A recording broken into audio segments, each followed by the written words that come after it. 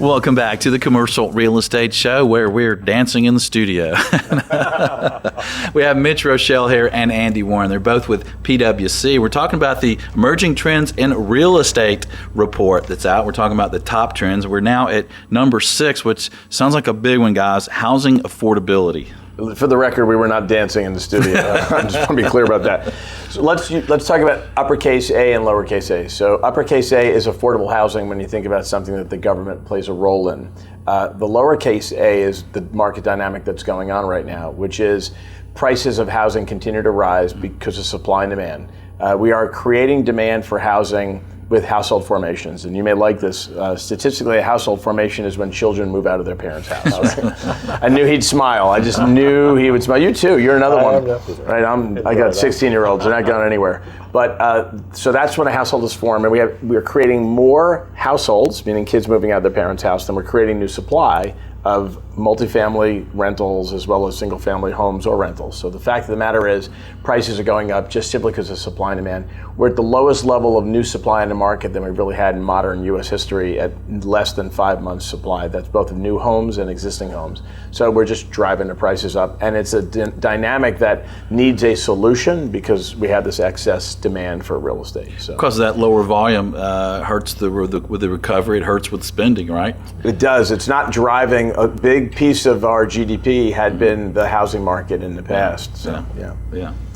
Anything else on affordability? No, I'm trying. I said I'd do these in 2 minutes or less, Michael. I'm trying to be true to my time. All right, well, here's a big one. Gaining entry beyond the velvet rope, number 7. Let me be honest, I don't know what the heck that is. So really, it's about the NIMBY dynamic. NIMBY meaning not in my backyard, NIMBY, okay? And in the past, if there was something new that was planned, a development that you didn't want, the neighborhood would be up in arms. The only voice that those neighborhood participants had was going to a town planning meeting and yelling and screaming about it, maybe handing out flyers. Maybe they got on the air if they were protesting outside of something.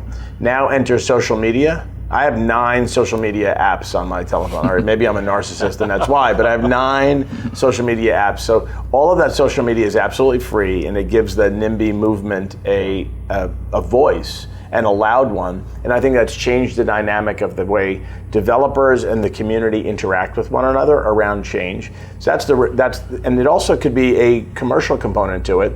There could be a business that doesn't want another business entering the community because it may steal workers or so forth. We now have a new dynamic around change in a community that social media is creating a voice to, and it's creating more attention to be focused on something like that. So that's what gaining access behind the velvet rope means. And it really ties into the previous affordability. It's an issue where we need maybe more density, but it's tougher to get it done. So the two kind of go hand in hand. Right. All right, let's go to number 8, the connectedness of cities. So what do you mean by that? This is an ongoing trend with the development and implementation of technology into the workplace. And as we look at the cities that are doing well, we're beginning to see that they're connected, and a lot of that is tied to the infrastructure that allows high-speed internet access. Companies have the ability to go in and do more, push more through the pipe, and different industries can do that, and the cities that are positioning themselves with that technology and the ability to access it and allow the companies to use it are doing better, and there's no question about it. And if we continue down this path of service and high-tech employment growth driving our economy, that's going to become more and more important. It's also expensive. It's not easy to fix because it's a public-private partnership to get that infrastructure put in place. So it takes some planning, takes some strategy to get that implemented. Yeah, so they're attracting more businesses, cities, they're attracting more development. I know we do office tenant rep for tenants, and that's a big item on our list is, we want to have double or triple what they say they need, right? Right. But some of that is what's the wiring inside the building, okay? And that's going to dictate whether or not they're interested. But a lot of it's how big's the pipe that's coming to the building, right? So in this neighborhood in Atlanta, what is the bandwidth relative to another neighborhood in Atlanta, and that may dictate where people want to gravitate their businesses.